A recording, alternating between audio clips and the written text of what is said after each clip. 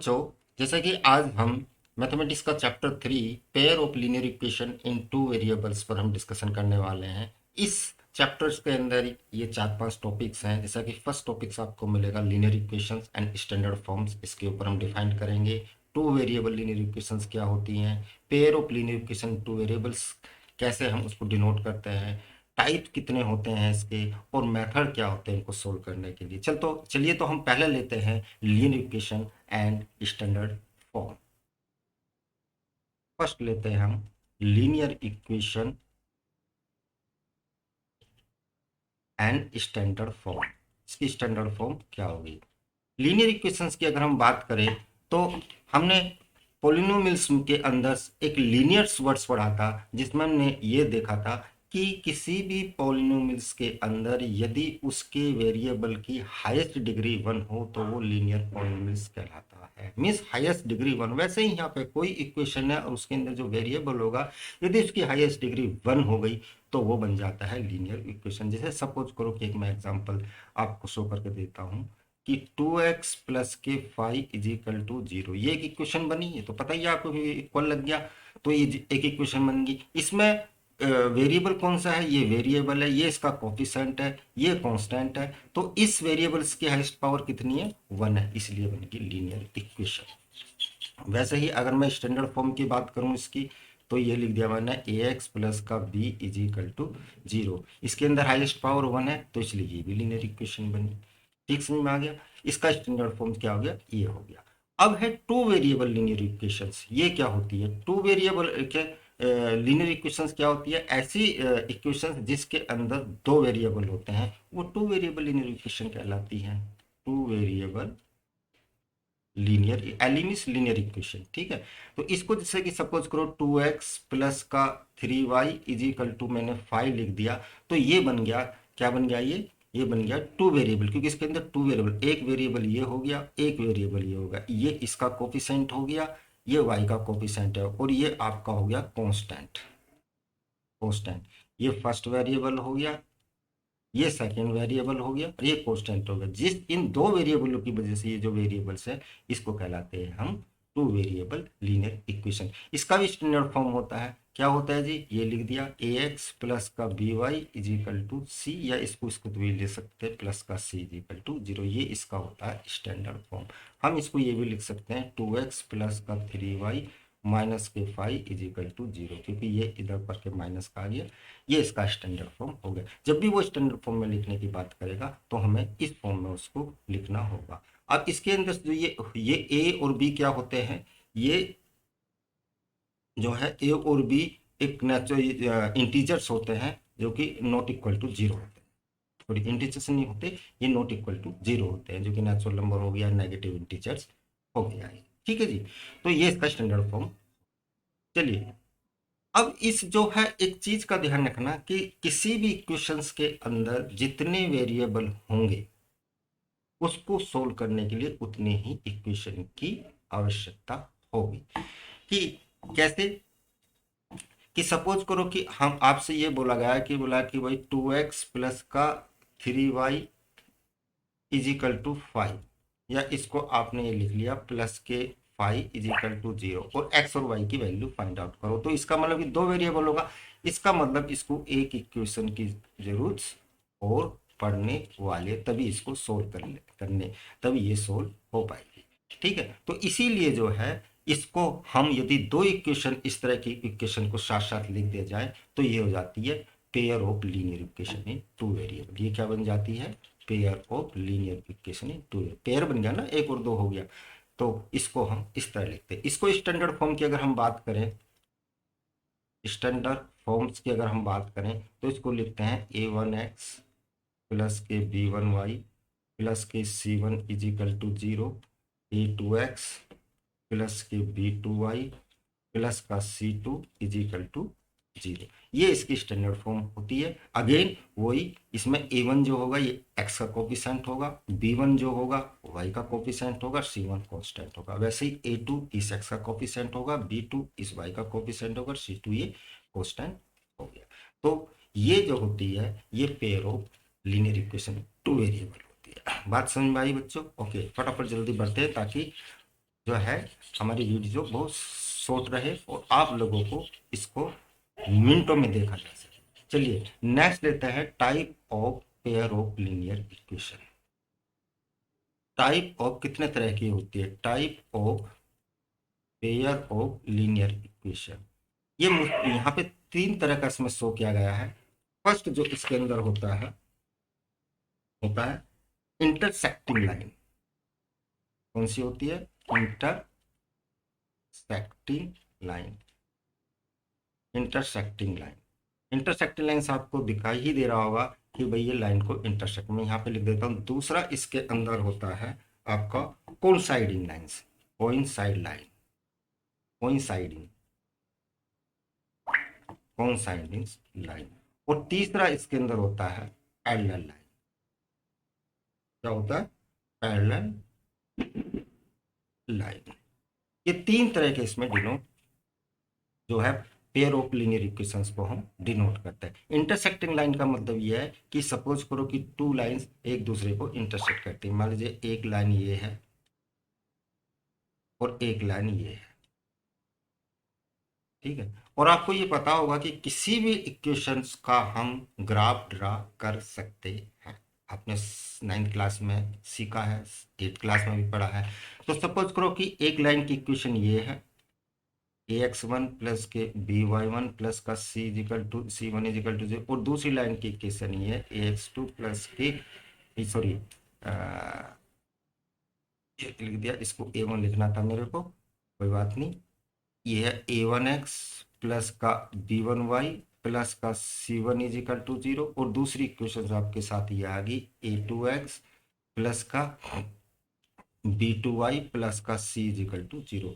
ठीक है, तो ये दो लाइंस इस तरह की ये लाइन है जिसकी एक इक्वेशन सी है, एक इक्वेशन सी है। और ये यदि इनको इंटरसेक्ट करती हैं तो वो फर्स्ट पार्ट होगा। अब इंटरसेक्ट कब करेंगी? तो इनके जो कोफिशिएंट्स हैं, यानी इसका कोफिशिएंट, इसका कोफिशिएंट, इनकी जो रेशोज अगर इक्वल नहीं होती, मतलब मैं लिख दूंगा a1/a2 not equal to b1/b2, तो इसका मतलब लाइन इंटरसेक्ट करेंगी ही। और ये जो इंटरसेक्टिंग पॉइंट होगा वही इन दोनों का सॉल्यूशन होगा। इन दोनों के इक्वेशन को सोल्व करने के बाद अगर हम ग्राफ खींचेंगे, ये कट करते हैं, वहां के कोऑर्डिनेट हम फाइंड आउट करते हैं, तो वो इंटरसेक्टिंग लाइन में हो जाएगा। तो यदि a1 अगर तुमने ये निकाल लिया कि इसका कोफिशिएंट के रेशो को अगर बराबर नहीं आता, तो इसका मतलब डेफिनेटली वो लाइन को इंटरसेक्ट करेगी। और यदि इंटरसेक्ट करेंगी तो उसका ओनली वन सॉल्यूशन होगा, यानी यूनिक सॉल्यूशन होगा। केवल एक सॉल्यूशन आपको मिलेगा। क्या मिलेगा? एक सॉल्यूशन मिलने वाला है। कॉन्सिन लाइंस का मतलब ये होता है कि वो लाइन एक दूसरे को ओवरलैप कर रही है। ओवरलैप क्या कर रही है? उसको आपको ओवरलैप, ओवरलैप करनी कैसे? कि मान लीजिए कि एक लाइन आपकी ये है और आपने देखा कि इसी के ऊपर एक दूसरी लाइन भी आ गई, ओवरलैप कर गई है इस तरह, तो ये कहलाती है ओवरलैपिंग। तो सपोज करो कि अगेन अगर मैं बात करूं कि इसका जो है, ये जो ब्लैक्स है इसकी, तो ये है इक्वेशंस कि a1x प्लस के b1y प्लस का c1 = 0। और वहीं पे ये जो आपके पास जो पिंक कलर की नजर आ रही है, इसकी ये है a2x प्लस के b2y प्लस के c2 = 0। और यदि इनकी आप रेशो निकालते हो और उस रेशो के अंदर यदि ये कंडीशन मिलती है a1/a2 = b1/b2 = c1/c2, यानी कि इन तीनों की जो कोफिशिएंट, दोनों कोफिशिएंट और कांस्टेंट यदि बराबर हो जाए तो इसका मतलब वो लाइन कोइंसाइड करेगी। और ऐसी स्थिति में इनके जो सॉल्यूशन होंगे वो होंगे इनफाइनाइट। इनफाइनाइट सॉल्यूशन आपको मिलने वाले। ठीक है जी, इसमें ध्यान रखें। अब जिसके सॉल्यूशन मिल जाते हैं, जिन इक्वेशन को सॉल्यूशन मिलते हैं, अगर वो सॉल्यूशन मिल गए तो उसको हम बोलते हैं consist solution. Consist solution, consistent solution. Consistent ये बहुत आता है, कंसिस्टेंट सॉल्यूशन, इसका मतलब ये होता है कि एटलीस्ट वन सॉल्यूशन। ठीक है, अब देखो इसके अंदर एक सॉल्यूशन है, इसमें इन्फिनिटी सॉल्यूशन है, लेकिन कम से कम एक सॉल्यूशन तो है। तो इसलिए कॉन्सिस्टेंट सॉल्यूशंस, इन दोनों को हम मिला करके ये बोल देते हैं। तीसरी होती है पैरेलल लाइन। पैरेलल लाइन का आपको पता है कि सपोज करो कि एक लाइन आपका ये है और जो वो ना तो ओवरलैप करेंगे ना ही कट करेंगे, वो बन जाती है पैरेलल लाइन।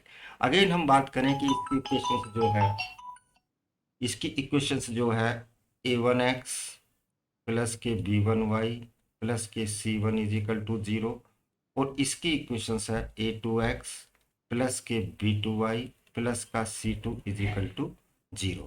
ठीक है जी।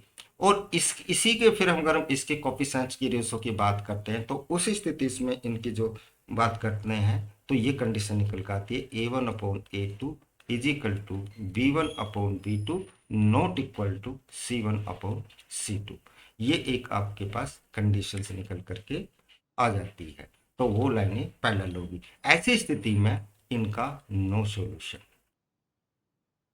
उसका कोई भी सॉल्यूशन ना आएगा, और जिसका कोई सॉल्यूशन नहीं आता वो होता है इनकंसिस्टेंट सॉल्यूशन। इनकंसिस्टेंट सॉल्यूशन, ये चीज रखना, याद रखना कि जो सॉल्यूशन जब भी मिलेगा या तो लाइन को कट करेगी या ओवरलैपिंग करेगी, तभी आपको सॉल्यूशन मिलेगा। और यदि कोई भी दो लाइन या तीन लाइन एक दूसरे को कट नहीं करती हैं तो उसका कोई भी सॉल्यूशन नहीं होगा। तो आपको सिंपल परफॉर्मेंस में कोई भी क्वेश्चंस वो पूछ सकता है, तो इसलिए जब भी आप इक्वेशन सोल्व करेंगे तो अपना टाइम बचाने के लिए ये जरूर चेक करेंगे कि क्या इसका सॉल्यूशन होगा कि नहीं होगा। कि पता लगा आपने सोल्व करना स्टार्ट कर दिया, सॉल्यूशन ना मिले, लेकिन आप इस कंडीशन को लेकर के जो तीन कंडीशन दी है ये पता लगा सकते हैं कि यस इसका सॉल्यूशन होगा कि नहीं होगा। सपोज करो कि ये इक्वेशन मैं यहाँ पे लिख देता हूँ कि 2x प्लस 3y प्लस के 5 इज इक्वल टू 0, एक स्टैंडर्ड फॉर्म में लिख दिया। दूसरा 5x प्लस का 8y प्लस का 9 इज इक्वल टू 0। आपने देखा इसका तो ये a1 ये हो गया, a2 ये हो गया, a1 ये हो गया, b1 ये होगा, a2 ये हो गया, b2 हो गया, तो इसका 2/5 इसका हो गया नॉट इक्वल टू 3/8, इसका मतलब इसका यूनिक सॉल्यूशन होगा, मतलब लाइन को वो इंटरसेक्ट करेंगे। इसी तरह करके इसको निकालते हैं। इसके ऊपर एक बहुत बढ़िया बोर्ड के ऊपर सब क्वेश्चंस पूछा गया था, अगर हम देखें तो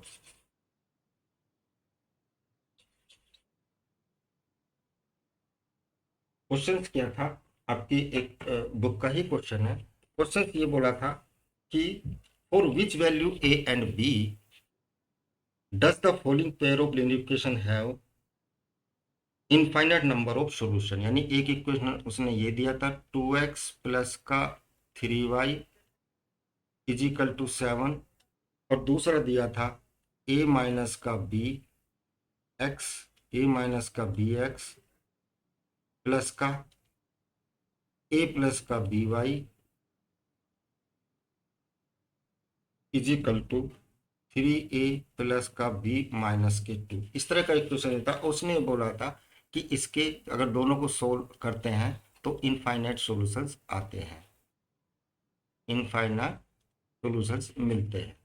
तो उसी स्थिति में जिसके भी इनफाइनाइट सॉल्यूशंस मिलते हैं, ये आपको पता होना चाहिए कि a1/a2 is equal to b1/b2 is equal to c1/c2 होगा। आप इसको स्टैंडर्ड फॉर्म में जब लिखेंगे तो 2x प्लस के 3y माइनस के 7 इज इक्वल टू 0, क्योंकि ऐसी स्थिति में जो आपको स्टैंडर्ड फॉर्म में उसको लिखना ही होगा, कभी भी आपसे गलती नहीं होने वाली।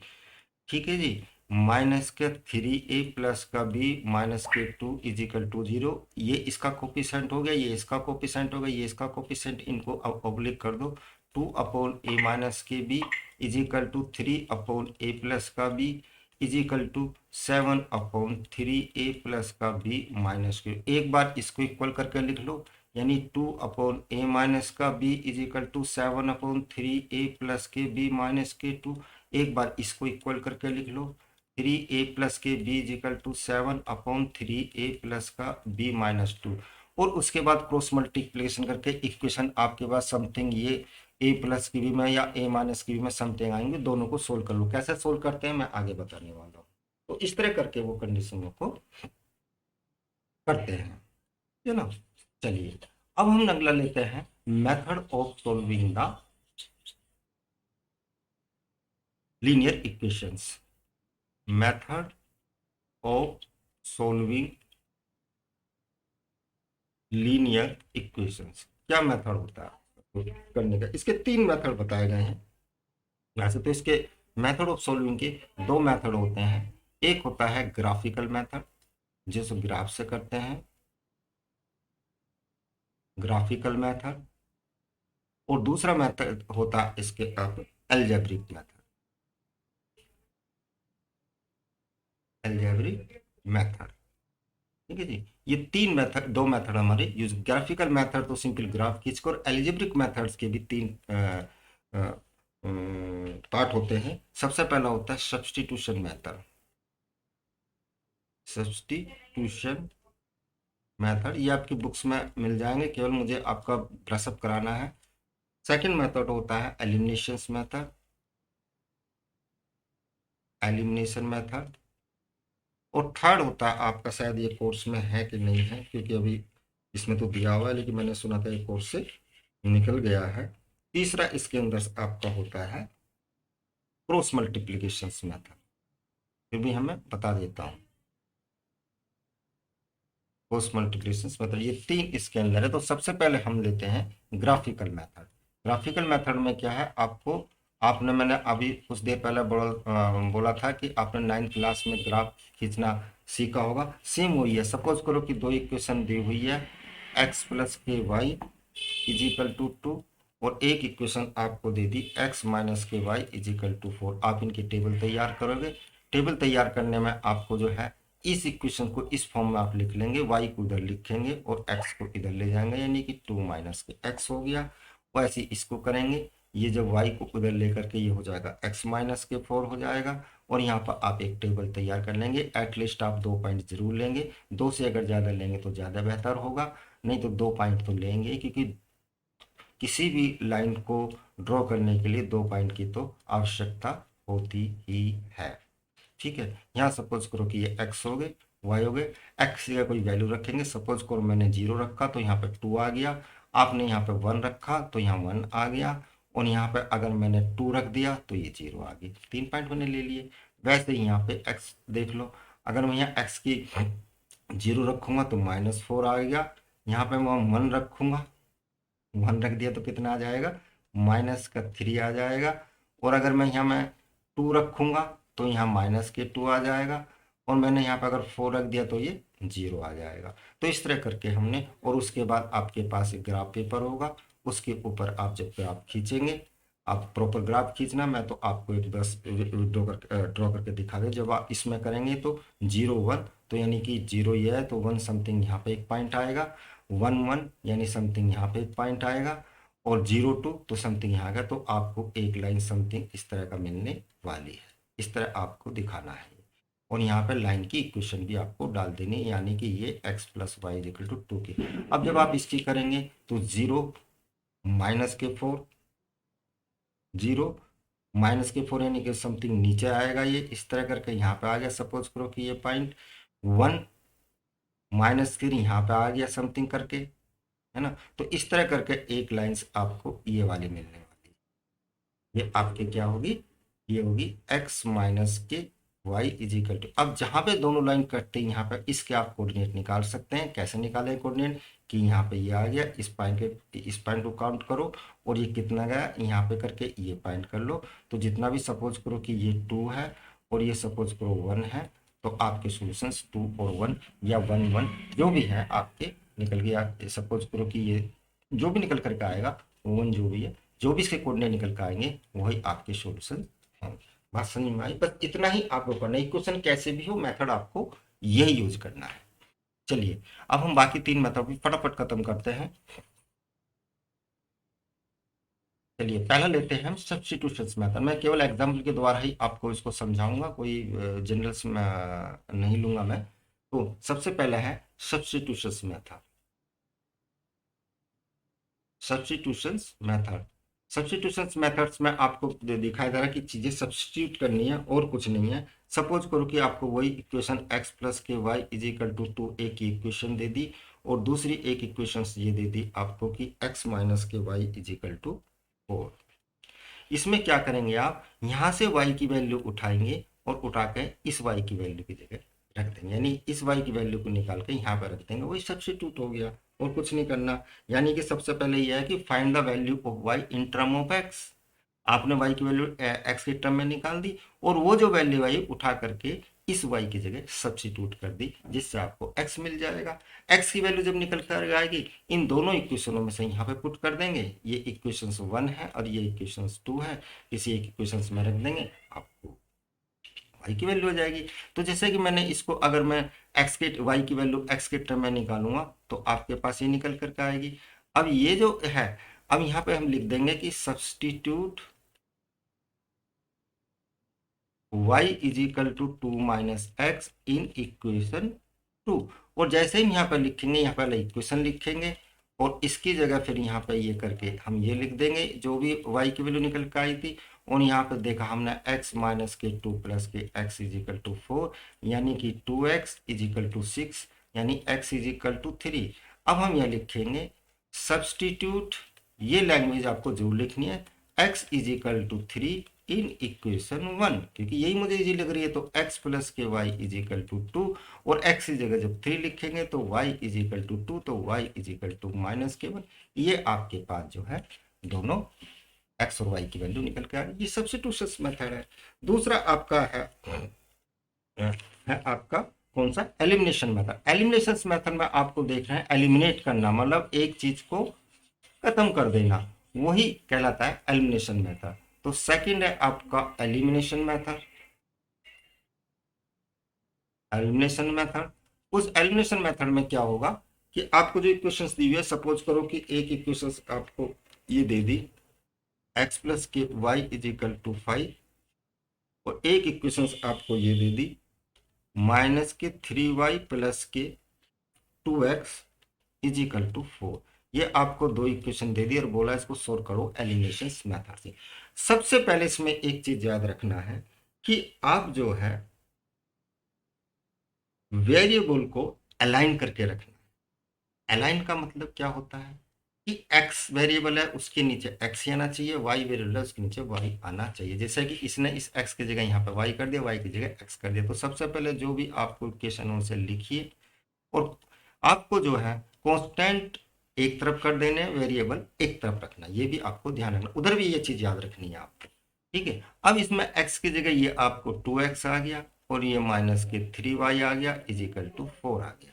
ये आपकी इक्वेशन आ गई पूरी। अब आप इसको एलिमिनेशन करने के लिए क्या करेंगे कि आपको या तो x का x वेरिएबल या y वेरिएबल को कट करना है, कैंसिल करना है, एलिमिनेट करना है, ठीक है। तो उस स्थिति में आप यहाँ देखेंगे कि मुझे कौन सा इजी रहेगा। मुझे बोला ये प्लस और माइनस ये इजी रहेगा, कि बोला अगर यहाँ पे मुझे 3y मिल जाएगा तो मैं इसको कट कर दूंगा। 3y कब मिलेगा, अगर मैं इस पूरी इक्वेशन को 3 से मल्टीपल कर दूंगा। आप ऐसे करके कर सकते हो मल्टीपल 3।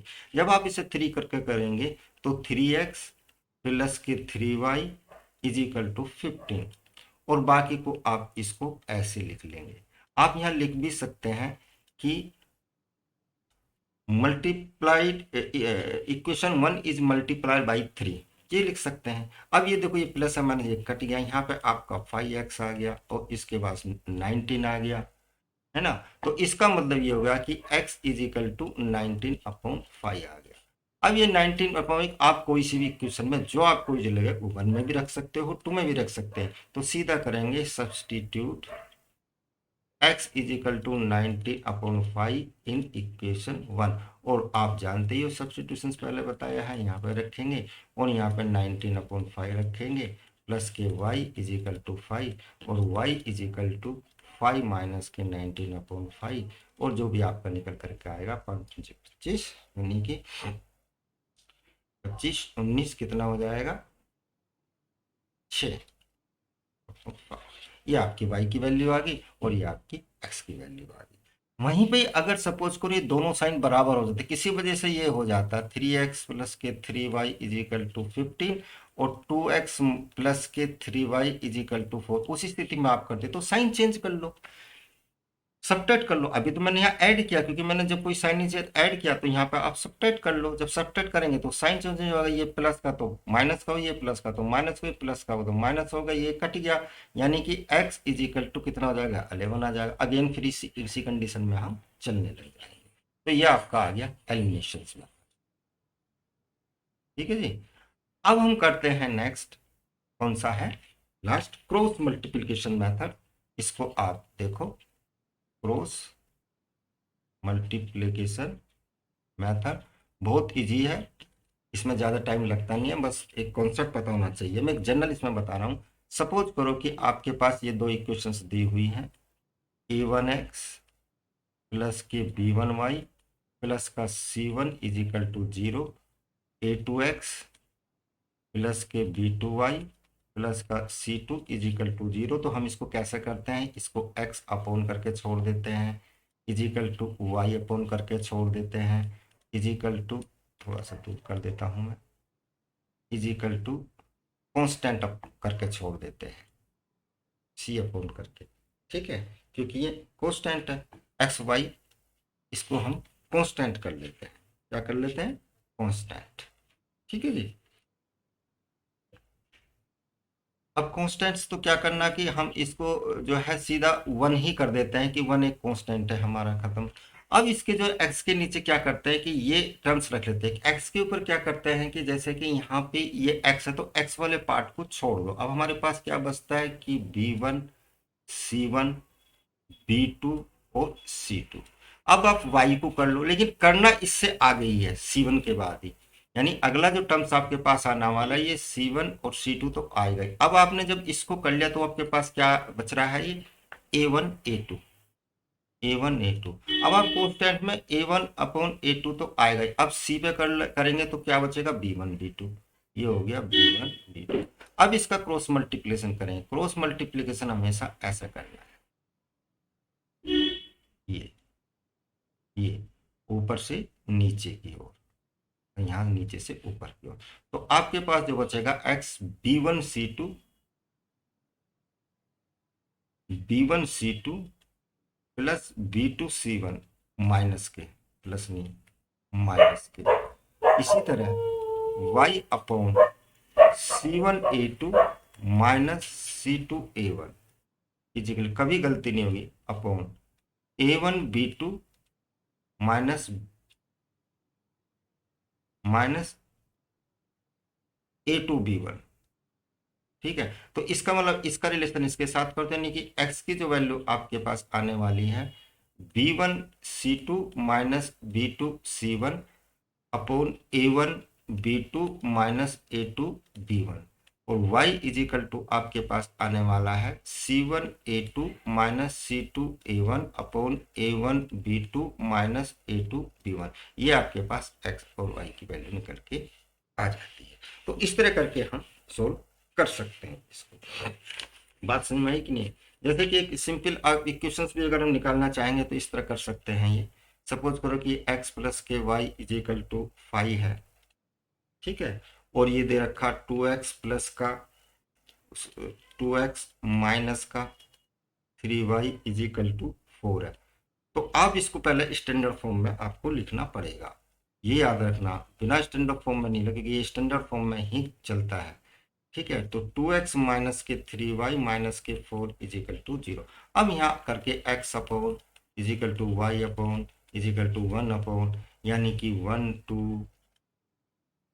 ठीक है, यानी इस पर अब आप इसमें यहाँ पे जो लगाएंगे इसके ऊपर तो रख दिया आपने ये, तो यानी कि 1 माइनस के 3 माइनस के 5 माइनस के 4, यहाँ माइनस के 5 माइनस के 4 पहले लिख दिया। अब y की जगह आपके पास 1 एंड 2 बचा। उसके बाद आपके पास ये 1 एंड 2 तो होगा ही, तो ठीक है। अब आपके पास जो इसको करने के लिए 1 एंड माइनस के 3 बचा। अब तो आप इसको आराम से कर सकते हैं, मुझे करने की आवश्यकता नहीं है, ये करके मल्टीपल कर लो। लेकिन यहाँ पे ये माइनस का ध्यान रखना, और एक्स निकाल सकते हैं। तो इस तरह करके हमने इसमें ये चीज को सोल्व कर लिया। बच्चों, होप आपको समझ में आई होगी। तो आप हमारे इस चैनल को लाइक भी जरूर कीजिएगा और सब्सक्राइब भी कर लीजिएगा। अपने मित्रों को बताइएगा, दोस्तों को बताइएगा, फ्रेंड्स को बताइएगा, जिससे ज़्यादा से ज़्यादा ये वीडियो बच्चों के काम आ सके। तो इसी का मैं एक दूसरा पार्ट और बनाऊंगा। अभी वैसे चैप्टर फिनिश हो गया, तो इसमें कुछ वर्ड्स प्रॉब्लम्स भी दी हुई हैं, हम उन वर्ड्स प्रॉब्लम को कैसे सोल्व करेंगे अभी मेरी नेक्स्ट वीडियो में आपको मिल जाएगा। थैंक यू बच्चों।